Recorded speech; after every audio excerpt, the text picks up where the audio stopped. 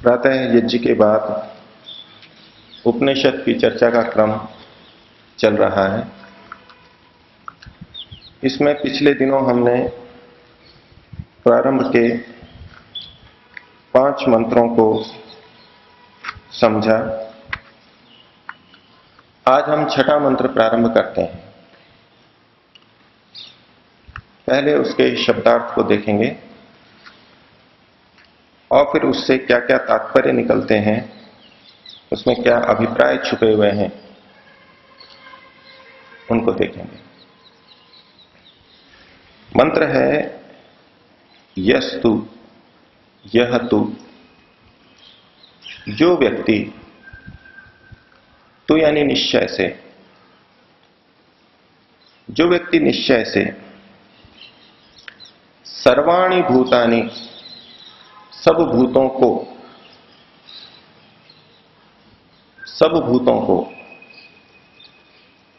भूत के 2 तरह से अर्थ किए जाते हैं। एक भूत जो आपने पंच महाभूतों के नाम से सुने हैं, पंचभूतों के नाम से सुने हैं, अर्थात पृथ्वी, जल, अग्नि, वायु और आकाश। अर्थात इसमें स्थूल रूप से सारी प्रकृति आ गई। जो निर्मित चीजें हम देखते हैं वो सब इन भूतों से, पंचभूतों से बनी है। यद्यपि इस निर्मित सृष्टि में भूतों के अतिरिक्त इंद्रियां, मन, बुद्धि, अहंकार ये भी हैं, तो उपलक्षण से यहां हम भूतों से पूरी प्रकृति को भी ले सकते हैं। तो यस्तु सर्वाणि भूतानि, जो सारे भूतों में, अर्थात सभी निर्मित जगत में, कार्य जगत में, पंचभूतों में। और भूत का दूसरा अर्थ है प्राणी। जो चेतन जगत है उसको भी भूत नाम से कहा गया। प्राणियों के लिए भी भूत शब्द का प्रयोग किया जाता है। शाब्दिक दृष्टि से देखें तो भूत का मतलब है जो होता है अथवा जो हुआ है, जो विद्यमान है। तो संपूर्ण प्रकृति और सभी प्राणी, सब आत्मा, अथवा जिन आत्माओं ने शरीर धारण कर रखा है वो प्राणी, ये सब के सब।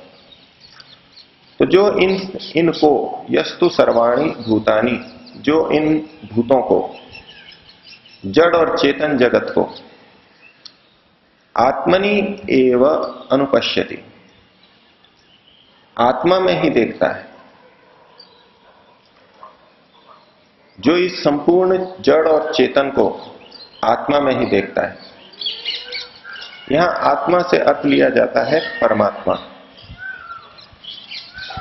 भूत का अगर हम अर्थ ये करें कि जो भी विद्यमान है, सत्तावान है, वह सब भूत कहलाएगा, तो उस दृष्टि से परमात्मा भी भूत में आ सकता था। लेकिन चूंकि आगे कहा गया कि जो परमात्मा में इन सबको देखता है, तो पहला जो भूत अर्थ किया हमने, भूत शब्द का अर्थ किया, उसमें दो को ही ग्रहण किया, प्रकृति और प्राणी, आत्मा। तो जो संपूर्ण प्रकृति और प्राणियों को परमात्मा के अंदर देखता है,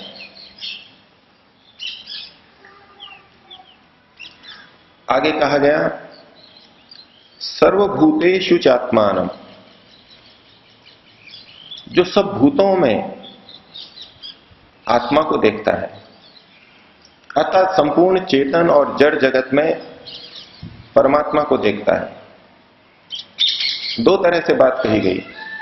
पहले में कहा गया संपूर्ण जगत को जो परमात्मा में देखता है, और दूसरा कहा गया जो संपूर्ण जगत में परमात्मा को देखता है। उसका क्या होता है, ये दृष्टि रखने वाले का क्या होता है, उसको आगे बताया। ततो न विजुगुप्सते, उसके बाद ततः, फिर, अर्थात ऐसी स्थिति बनाने के बाद में, ऐसी दृष्टि बनाने के बाद में वो व्यक्ति न जुगुप्सते, किसी की निंदा नहीं करता है। जुगुप्सा शब्द शुद्ध हिंदी के अंदर या साहित्यिक हिंदी के अंदर घृणा अर्थ में भी आता है। किसी वस्तु के प्रति जुगुप्सा हो जाए, घृणा हो जाए, घृणा आ जाए। घृणा का मतलब है घृणा आ जाए। घृणा के दूसरे भी अर्थ हैं, उसकी चर्चा मैं आगे रखूंगा। या जुगुप्सते का एक अर्थ निंदा करना है। तो जो संपूर्ण संसार को, जड़ और चेतन को परमात्मा में देखता है, और जो इन सब में परमात्मा को देखता है, वो फिर निंदा नहीं करता। एक छोटी सी दृष्टि की बात कही गई, इतना देखने मात्र से वो फिर किसी की निंदा नहीं करता। निंदा किसे कहते हैं? सामान्यतः हम जो अर्थ लेते हैं वो है कि किसी के गुण में त्रुटि देखना, किसी अच्छे व्यक्ति पर दोषारोपण करना, ये उसकी निंदा है। दूसरा अर्थ हम लेते हैं कि कोई गलत व्यक्ति है, दोष है उसमें, लेकिन उसके बारे में जब हम दूसरों को बोलते हैं तभी हम कहते हैं कि ये व्यक्ति उसकी निंदा कर रहा है। अर्थात गुण हो और उसमें दोष देखे जाए और दूसरों को कहा जाए, ये निंदा। और दोष हो उसको कहा जाए तो भी हम निंदा कहते हैं। लेकिन इस शब्द को हमें समझना हो तो महर्षि दयानंद की ऋषि दृष्टि से देखें तो अर्थ कुछ और है। स्वामी दयानंद जी ने निंदा और स्तुति, इन शब्दों की व्याख्या की है। उनका भाव है कि गुण में दोष देखना अथवा कहना, और दोष में गुण देखना या उसको कहना, ये निंदा कहलाता है। अर्थात जो चीज जैसी है उसको वैसा न कहना, वैसा न मानना, ये उस वस्तु की निंदा होगी। जो चीज जैसी है उसको वैसा न कहना या मानना, उस वस्तु की निंदा हो गई। इस दृष्टि से हम निंदा की पिछली हमारी लौकिक व्याख्याओं को देखें तो पहली व्याख्या, पहले अर्थ में निंदा शब्द का प्रयोग करना तो ठीक है कि गुणों में दोष को देखना, ये तो गलत है ही और इसको निंदा कह सकते हैं। लेकिन दूसरे अर्थ में जो निंदा शब्द हमारे द्वारा प्रयोग किया जाता है कि किसी के दोषों को दूसरों को कहना, दोष हैं और दोषों को ही कहा जा रहा है, इसको भी हम निंदा कहते हैं। लेकिन महर्षि दयानंद की दृष्टि से देखें तो दोषों को दोष कहना ये निंदा नहीं कहलाएगी। जो दोष हैं उनको दोष कहना ये उसकी निंदा नहीं है। और स्वामी जी की स्तुति की व्याख्या देखें तो उसकी दृष्टि से जो निंदित है, जो दोष है, उसको दोष कहना उसकी स्तुति करना है। स्तुति का भी हम सामान्य अर्थ लेते हैं प्रशंसा करना, गुणों की प्रशंसा को भी हम स्तुति कह देते हैं, और दोष होते हुए भी प्रशंसा करना इसको भी स्तुति कह देते हैं। लेकिन महर्षि ने वहां स्तुति की भी व्याख्या इसी तरह की कि गुणों को गुण कहना और दोषों को दोष कहना ये स्तुति ही कहलाएगा। हम इन निंदा के संदर्भ में देखें कि जो परमात्मा में सब प्राणियों को देख रहा है और सब प्राणियों में परमात्मा को देख रहा है, वो निंदा करना छोड़ देता है, फिर वो निंदा नहीं करता। क्या तात्पर्य है? सब में परमात्मा को देखने से निंदा करना कैसे छूट जाएगा? निंदा कौन करता है? किसी वस्तु की निंदा कौन करता है? या तो हम गुण में भी जब दोष देखते हैं तो ईर्ष्या द्वेष से प्रेरित होते हैं, दूसरे की हानि करने के इच्छुक होते हैं, तो हम निंदा करते हैं। अथवा जो व्यक्ति किसी वस्तु के गुण धर्मों को नहीं जानता तो भी निंदा कर देता है। तो कौन अधिक श्रेष्ठ है, कौन अधिक ग्राह्य है? तो इस संसार की अपेक्षा परमात्मा को अधिक ग्राह्य मानेगा, अधिक ग्राह्य स्वीकार करेगा, जैसा कि हमारे ऋषियों ने किया। इस संसार के दो उद्देश्य हैं, दो प्रयोजन हैं।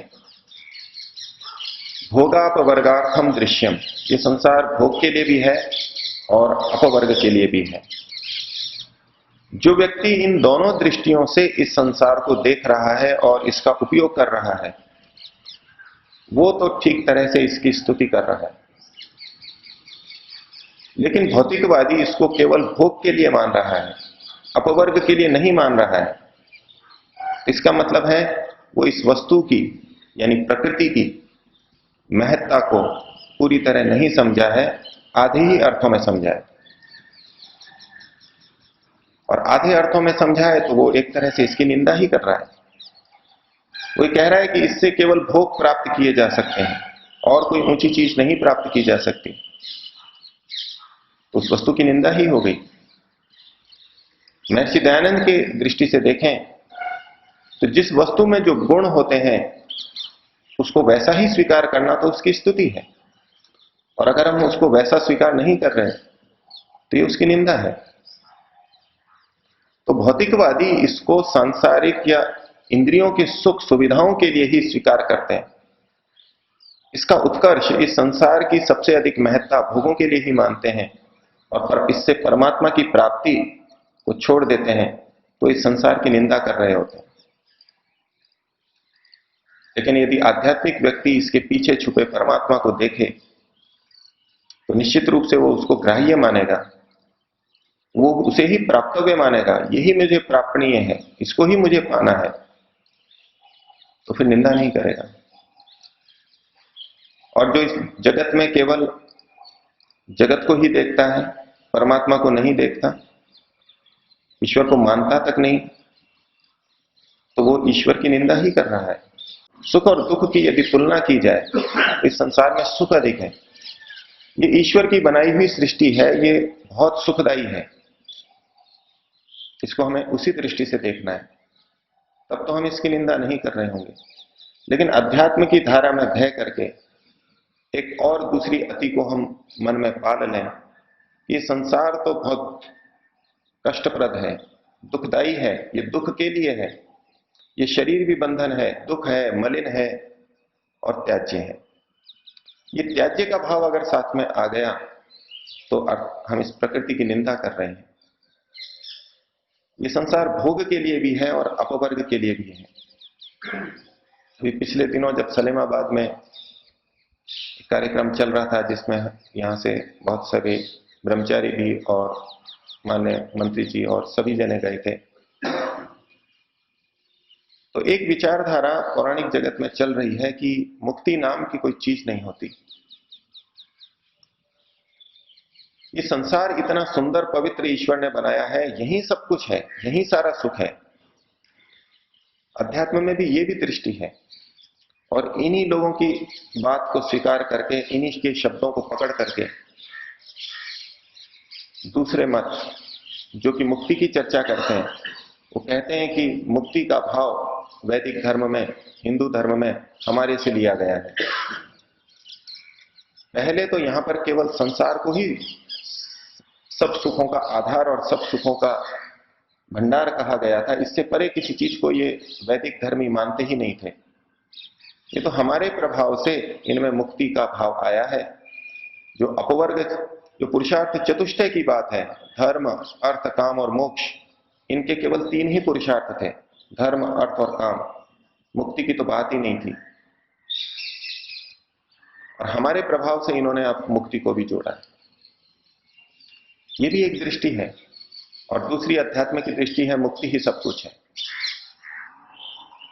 योग, हालांकि योग दर्शन में भी आया है कि दुखमेव सर्वम विवेकिनः, विवेकी की दृष्टि से ये संसार दुखमय है, दुखपूर्ण है। लेकिन ये विषय न्याय दर्शन में भी आया है, वात्स्यायन भाष्य ने भी कुछ इस पे कहा है। तो उन्होंने प्रश्न उठाया कि क्या केवल दुखी दुख है यहां पर? ये भाषा क्यों बोली जा रही है कि यहां दुखी दुख है? तो उसके पीछे और भाव निहित है, उसको हम और आगे कल समझेंगे। आज के मंत्र के अर्थ को